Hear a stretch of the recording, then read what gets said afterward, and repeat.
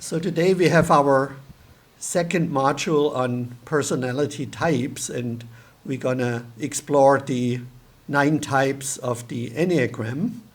And as I studied a little bit more and recently been with some Enneagram type people, I feel a little bit conflicted about the Enneagram now. And on one side, I know my type for many, many years because I was in a training in the 80s, and I didn't even know this was about the Enneagram. It was actually about team design in companies.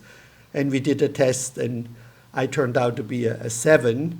And then they explained the different types and how it is good to have a team that has people with different types in it. And so later, when I in California, and then I was exposed to the Enneagram, I met people who were really into the Enneagram and found it quite useful for relationships, specifically when we're going to look at where people with different or even the same type, where they have harmony and synergy in their relationships and where they have rough spots. So a little later, after we explore the Enneagram, I will show you on the page of the Enneagram Institute where you can enter you and your partner's type, and you get this description of your relationship. And most people find that spooky, right? Because they go like, oh my God, that exactly describes what's going on in our relationship. And so I think the Enneagram really has validated itself in practical terms, right? It's like a system, even though maybe it's not totally scientifically researched like the Big Five, that has proven to really help people to understand themselves and others. And also sometimes I find a little bit that it's like one of these systems where they try to fit reality into the system. They try to fit the system onto reality instead of the other way around, right? Like where I feel the integral model, and specifically, or how I and other people use it, and also in this training, how the material has evolved based on your feedback, right? If there is a new facet out there, or I learned something new, or something doesn't really work the way I had, based on Wilber's model, adopted it for relationships, then I'm just changing the model, right? But the Enneagram has the 9 types, and sometimes I find it a little rigid, where they say, well, somehow we need to make reality, make the reality fit our model and not the other way around. So, but having said that, I'm still a big fan of the Enneagram, and Ken Wilber, of course, uses it, and there are several integrally informed people like Helen Palmer and others, and now in Egypt, Dr. Khaled Al-Shabiri, my friend, who really has done a lot of work to expand the Enneagram with levels and lines, and it's quite fascinating. So I hope you will enjoy this module as much as I do. And a little background on the Enneagram for those who are totally new to it. So this Enneagram symbol, this is a bit of an expanded symbol with in the middle with the anger, fear, and image type. This symbol with 3 triangles. Maybe it's not totally obvious in this picture, but it's like 3 interlocking triangles. So this one is kind of open, so they're not all closed. These triangles and these 3 times 3 have been found in ancient times. Also in Egypt, when we were there, Khaled often pointed out, here is the 3 times 3, and the triangles interlocking. That's not a new thing, but the modern Enneagram was developed by Oscar Ichazo. He lived from 1931 to 2020. He was a Bolivian-born philosopher, and then another Latin American psychiatrist, Claudio Naranjo, lived till 2019, popularized it and brought it to the United States in the 70s, and helped to popularize it there. So it is in this form actually a very new recent emergence. So some 50 years old.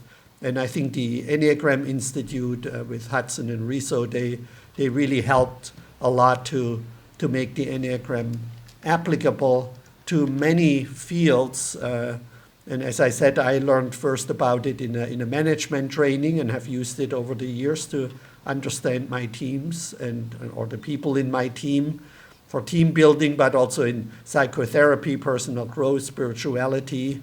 A.H. Almas wrote a fantastic book around the holy ideas of the Enneagram. Probably, besides Integral Spirituality, my favorite spiritual book that I ever read. It's called Facets of Unity, the title of the book, and it's in the facilitated material. So that would be very briefly the introduction to the Enneagram. So again, there are 9 different types, and there are many Enneagram tests online. I think the EnneagramInstitute.com, their test is really well researched and developed, and there is a little cost for it. And there's also free tests. So when we do this in a group, and what we're going to do today is we're going to use the simple test that the Enneagram Institute is using, and that they also have in their book, Hudson and Rizzo, in the Enneagram book. And they say it's about 70 to 80% accurate. And so I'll show you the test in a moment. And I had a little conversation before we started, and sometimes people feel that their type changed or they're not really clear about their type. And I think, that like with other typologies, like really the big 5, and also attachment styles, so not really a typology, but a little bit related, right? That about 50% of our personality type, and I think that applies to the Enneagram as well, is genetically predispositioned. And of course, how we express then these tendencies, how we respond to our environment, because this is really what typologies are, is how do we act in the world, how do we respond to our environment, right? And what feelings and thoughts are created when we interact with our environment and others, is partly genetically predispositioned and then early childhood experiences. And it's also contextual, right? So the researchers say, 50% is depending on what, who are you interacting with. You're probably expressing your type different at the workplace, or when you're doing sports, or in your hobby, or in your family, or when you in a spiritual community, for example, right? And so when our personality, let's say, was very conditioned, right, where we were really forced not to express our true authentic self, then we may evaluate ourselves in these tests not based on our authentic true nature. And we will have future modules where we actually look a lot at our genetic predisposition and our authentic true nature. But you will answer these questions from your cultural conditioning, or maybe the situation that you've been in. And as we record this here, we're still in the COVID time. So of course that has also altered the reality for a lot of people. And so if your Enneagram type changed, or even today you go like, I very much resonate with a type, but 10 years ago I typed myself differently. I see this as positive, that you get more in touch with your authentic self, your true self, and you shed more of the layers and layers of conditioning that we all have received as we grew up. So having said that, this test is really great for, even birthday parties or other, if you have friends coming together and they're open. I had several people in the training who said, oh, that was so great, and I did a test with my family or my friends. I did this with my kids once. And then, we looked at the different types, and it's really a lot of fun to do this. And, can actually provide deep insights. Oh, this is why you're so different than I am, and now I realize, you're not weird, you're just a different personality type, and I can accept and honor that. Right? And so in this test, again, like I explained last time, you don't want to look at this test like how you feel in this very moment, but look over your span of your adult life, or at least when you feel you're truly in touch with your authentic or true self, whatever you want to call that, your true being, which of these three statements here from group 1 resonate most with your personality, right? And just feel into it. So don't think too much about it. Just feel into your body, your heart, right? And into the world, and say, what describes really my authentic, unconditioned, if you will, right? And with conditioned, I mean so like from outside influences, self.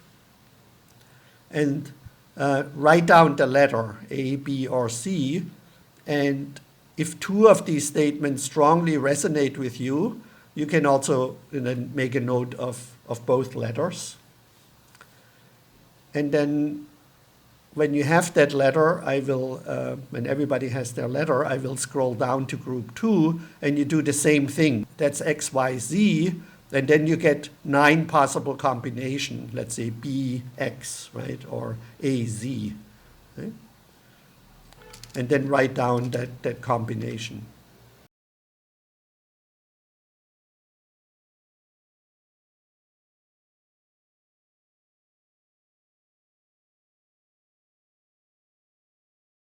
So let's start with the 3 groups, and I found that somewhat helpful.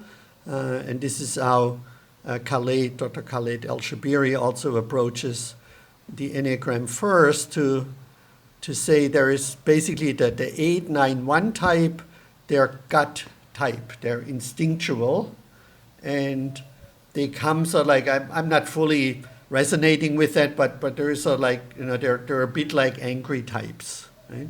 And we'll get to that in a moment. And then the 2, 3, 4 types, they're more heart-oriented types. So they're mainly concerned with their self-image.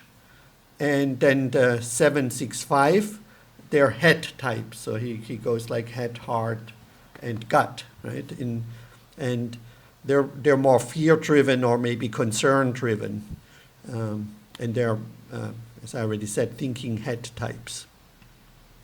And so very briefly, the names that are given to these 9 different types, they change sometimes a little bit based on the model, but in general, the 1 is the reformer type, the 2 is the helper, the 3 is the achiever, the 4 is the individualist, the 5 is the investigator, the 6 is the loyalist, the 7 the enthusiast or the explorer, the 8 is the challenger, and the 9 is the peacemaker. And we're going to get to a more detailed descriptions in a moment, but I want to explain some more subtleties. So each of the types has what's called a wing, and the wing is the type, one of the types next to your primary type, let's call it, right, or your root type. So I'm a 7, the enthusiast, and my wing is the challenger, not the loyalist. And then we have these arrows in here, and they're, I think, really, really important. And what these arrows describe where we have our healthy growth, where we move towards when, so like we feel settled in our type and everything is okay, right? Then we move towards the type with the black tip of the arrow. And under stress, we move to the type with the red tip. And so that's why I also encourage you to write in, if you have 2 numbers or even 3, that could mean, let's say if I would feel more like a 1, that would mean I'm under a lot of stress recently, and I would feel more like the reformer than the 7. And if I would, as a 7, also resonate with the 5, that would have meant that I'm more in my 5 energy, right, or in my 5 being.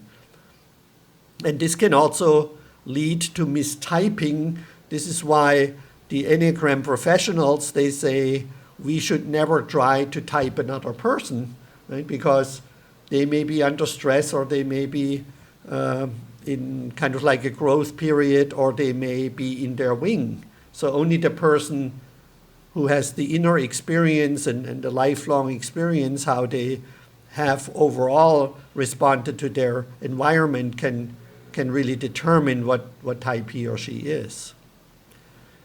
And one other thing that's really interesting is that most people actually don't like their type, right? They have some kind of like, yeah, I think I am that way, but I don't really like that I am that way, right? Because it can, as we will see in a moment, each or in a while, each type has like the healthy expressions, but also, its limitations and its fears and its struggles. And so sometimes we're, specifically in earlier levels of expression, we are more in touch with the limitations, if you want to say it that way, of the types, or the negative sides of the type, and haven't fully come to appreciate all the wonderful assets and the gifts that come along with a particular type. And then one more little explanation is, this test that we're doing, right, that we just did, this is very kind of black and white, right?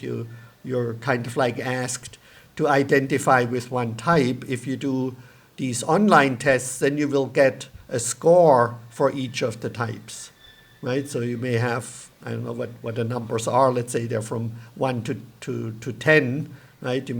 I might have a 9 on the 7, and the 7 on the 5, and a 5 on the type 1, right? But maybe only 2 or 1 on the loyalist, and 0 on the individualist, or something like that, right? So it's not that we're just like reduced to this one type, but we have, to an extent, all these types, or the expressions in us. And again, not to forget the situational, and also the ego conditioned, right, where we were not allowed to express our true authentic self or develop that, so we may answer these questions based on what daddy or mommy told us who we are, or other people projected things on us or forced us into things.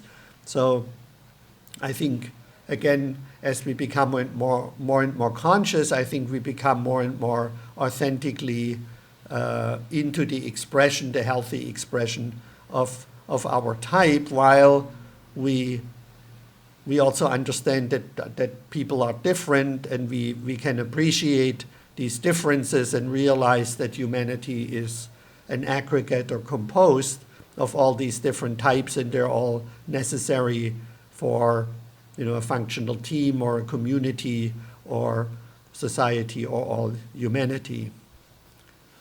So here are brief descriptions of the types, and there's many books, right, and many studies, so this is like a very, very short description. And some people have asked me, well, Martin, can you give me some examples of people so I can better understand? And I found those on the internet, and to me personally, that doesn't make much sense, because I don't really know any of these people personally, and of course they were typed by other people, so it's in a way this fallacy where we shouldn't type other people, but we should allow people to type themselves. So, but for whatever it's worth, I left it in there if you find it helpful.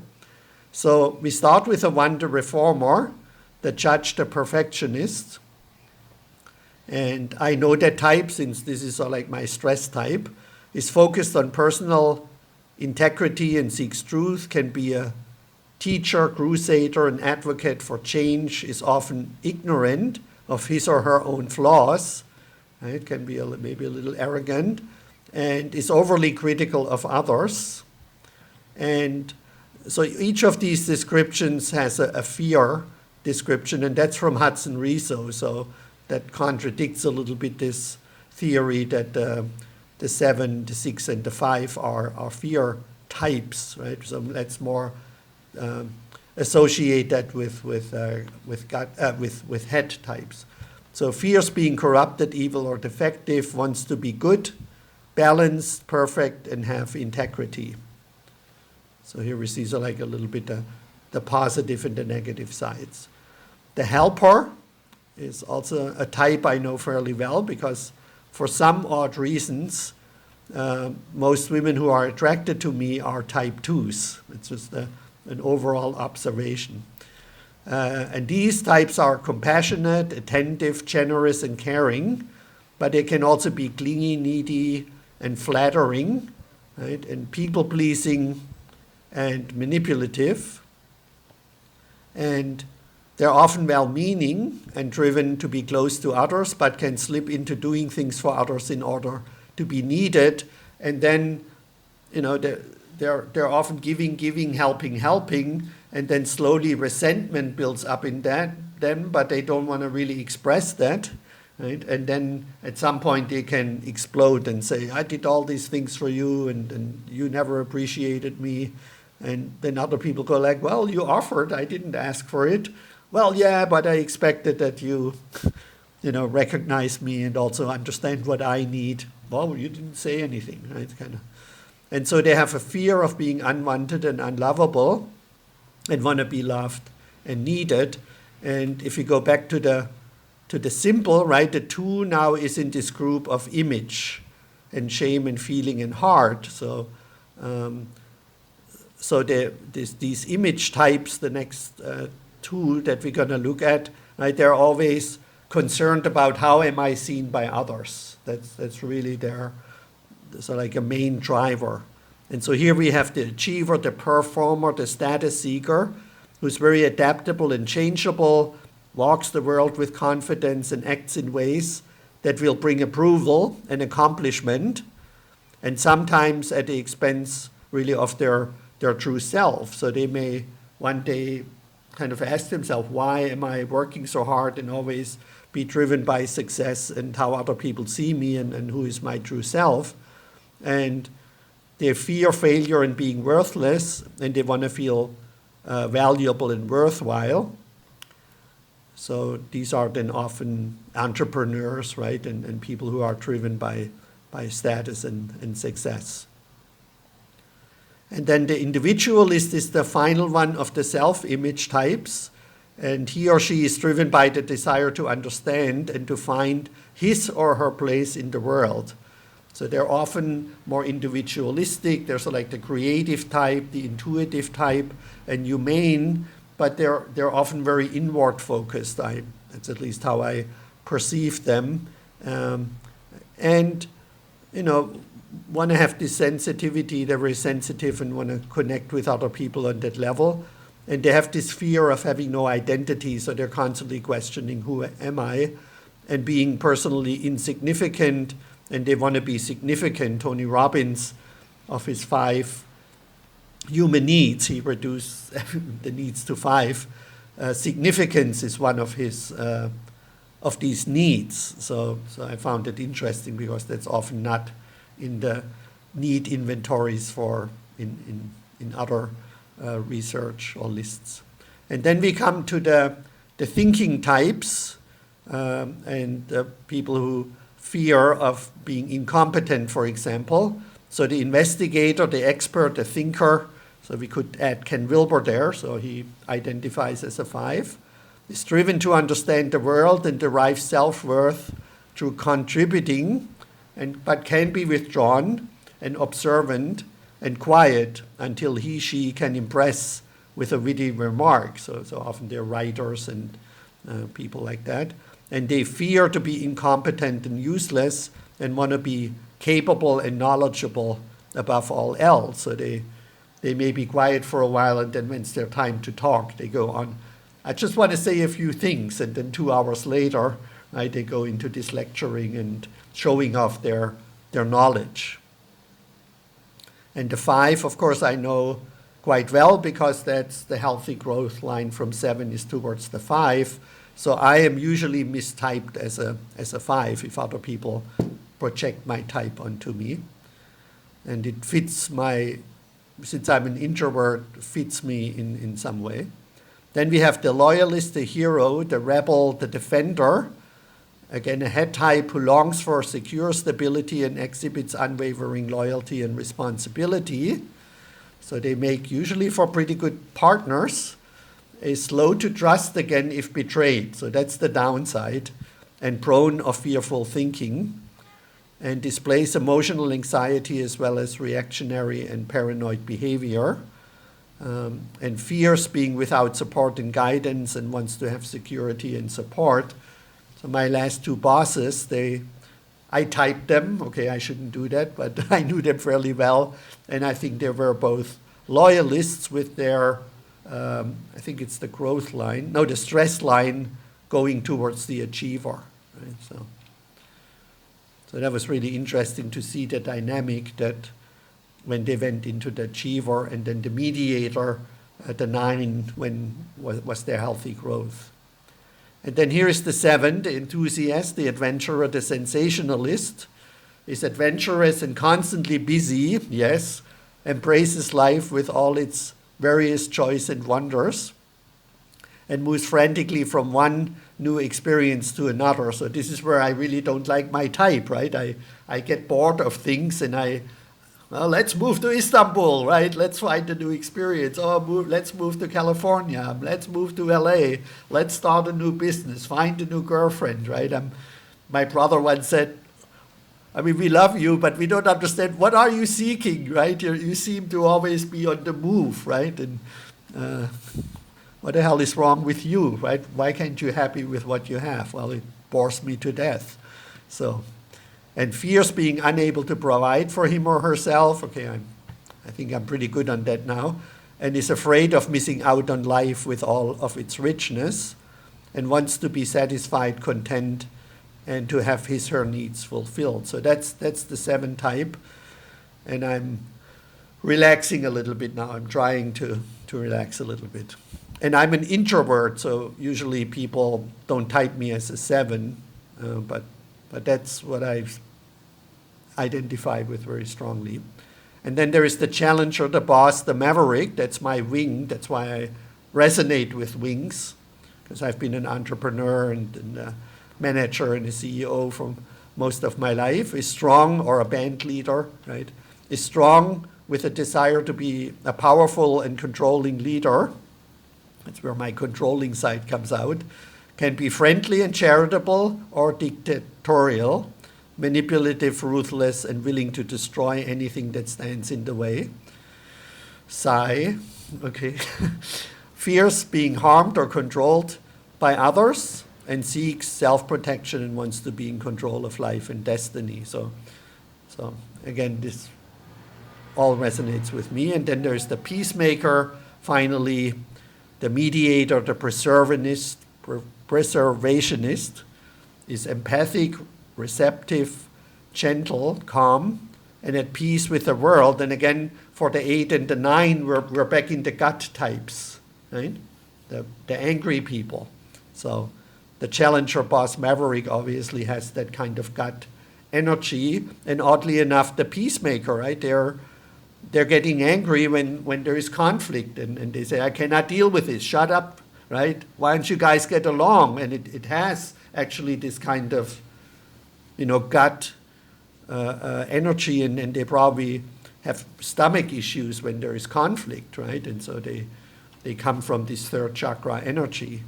And they avoid conflict and withdraw and shut down, so that's kind of like what they probably don't like about themselves, and go along with other people's wishes, and then become prone of dissociation and passive-aggressive behavior, right? So often their aggression is passive-aggressive, and they fear loss and separation and want to have inner stability and peace of mind. So there is the Enneagram Institute website, and you can see up here the link where you can enter your own type and the type of your partner, and always put the lower number first. So, and if you're the same type, then of course it doesn't matter. And so let's just look at a 3 and a 9 here. You see what each type brings to the relationship. I just described, you put in the two types and always put the lower number first and then the higher number second. And then you get this description that a lot of people found really amazing and almost spooky and I'm at awe, right, that Hudson Riso could come up with these descriptions where your relationship is harmonious and where you complement each other and there's a lot of synergy. But then also we have the potential trouble spots. Here and again, similarly, we often see then, really this describes our relationship. And then you can also get here to the stress arrows and the growth arrows. And so that's one thing I strongly encourage you. And as I mentioned earlier, if someone's interested, if there is a mutual interest of romantic nature between with someone and me, I always ask their Enneagram type, and then I look at this and sometimes also send it to the person, and so we can have a conversation about that up front. Right? Some people find that a little extreme, but I found out that most women who are interested in me are really open and interested in talking about that. And of course, if somebody wouldn't be interested, she probably wouldn't be a good partner for me to begin with, since I teach this stuff and think it's really helpful, right? And again, I'm not this dogmatic person who says it will be exactly like that, but it's good to have these pointers. And so when things come up, we have that as one of the many tools that we have in the integral relationship toolbox. Each of these types, according to the Enneagram Institute, has 9 levels of expression, or 3 times 3. Enneagram people seem to like to do things in 3 times 3. So there is the healthy level expressions of each type, right? And then the average level expressions and the unhealthy level expressions. And so you could look in here as well later and see what is the level of expression that you have. And that may also explain a little bit why you may have shifted in some ways. So that's here from the Enneagram Institute website. We're going to look at the instinctual variants, they're called. There are only 3 underlying your types. And again, then that gives a fairly complete picture for you to see where you are and how you show up in your relationship specifically, right?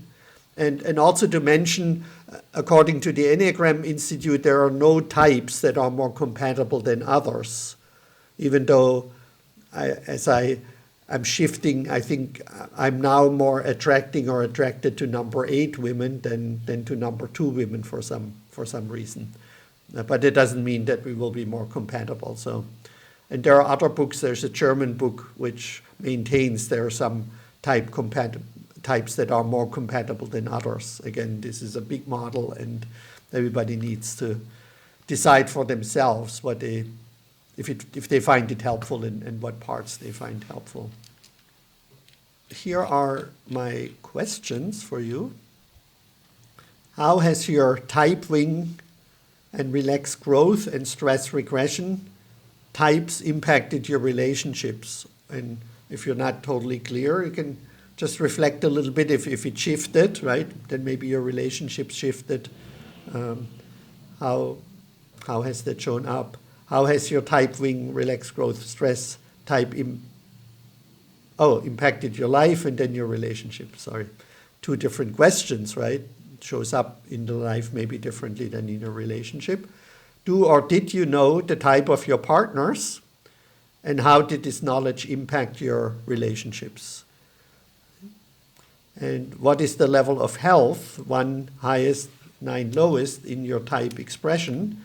And what do you not like about your type or struggle with sometimes, right? How has that maybe created some trouble for you in your life or limitations in your life?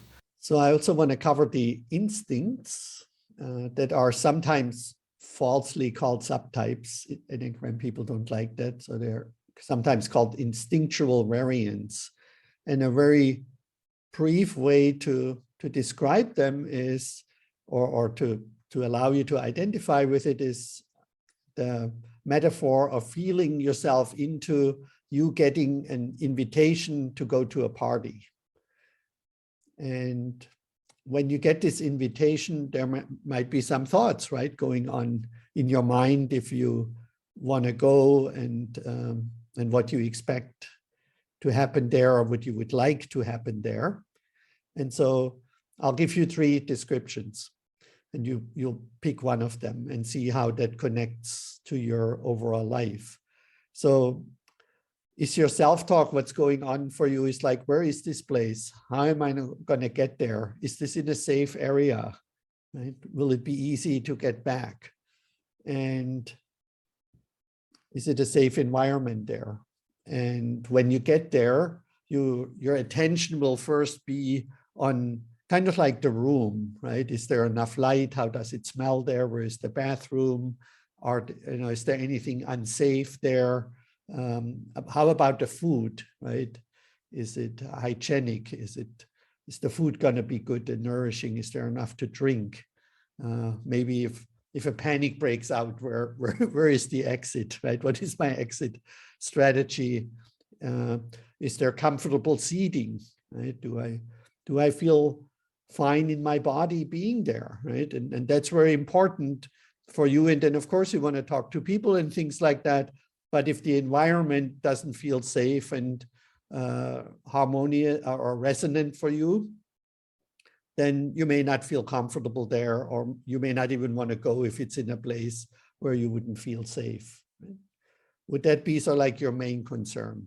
Or would your thought be, I wonder what we're going to do and who's going to show up and what the vibes will be, right?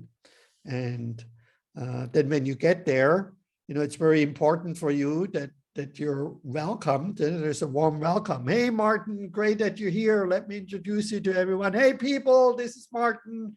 He's a great guy. And, you want to talk to everyone, and maybe there are some activities, and people are just like happy and connecting with each other, and you're socializing with everyone, and you really feel enhanced by having gone there, because it was so great to connect with all these people and having a great time, right? So is that what would inspire you to go, and then you would leave enriched and enhanced? Or are you the type to go like, I wonder what kind of people show up there, if there's anybody interesting I can connect with, or maybe I meet someone when I have a deep connection with. And you may ask even the host, well, who's coming? Right? And if you don't know anyone and they seem uninteresting, maybe you don't even want to go. But then if you learn there are some interesting people there, you go there, and you probably kind of,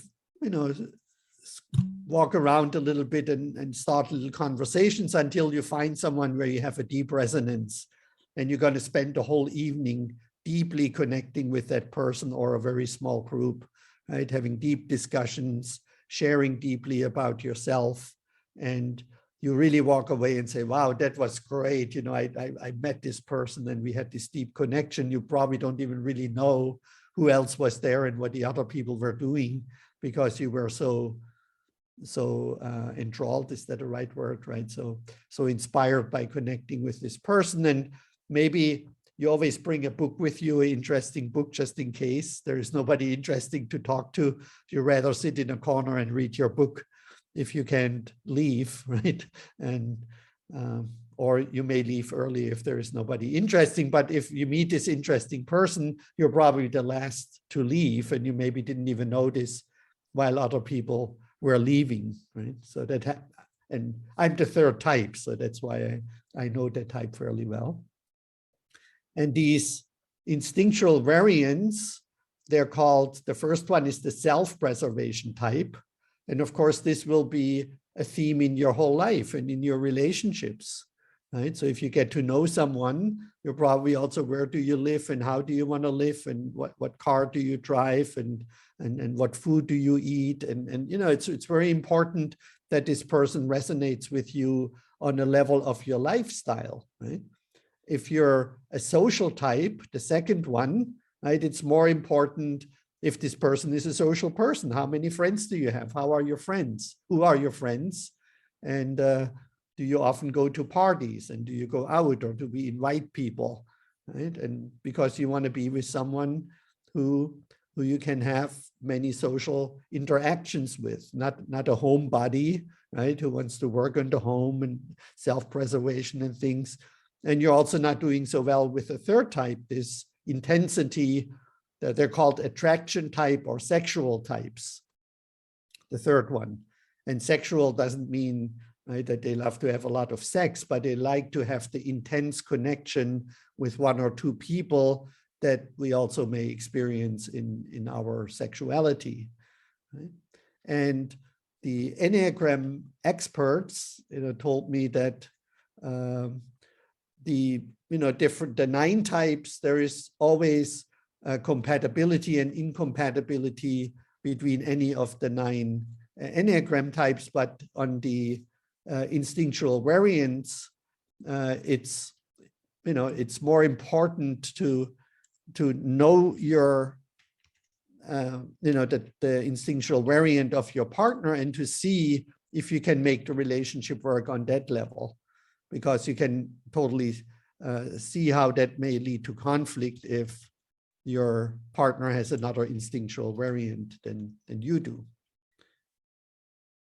And so I wanted to first check in and see if you resonate with one of these instinctual variants, and may have noticed that in your current relationship or in a past relationship, you were not compatible with a partner in your instinctual variant.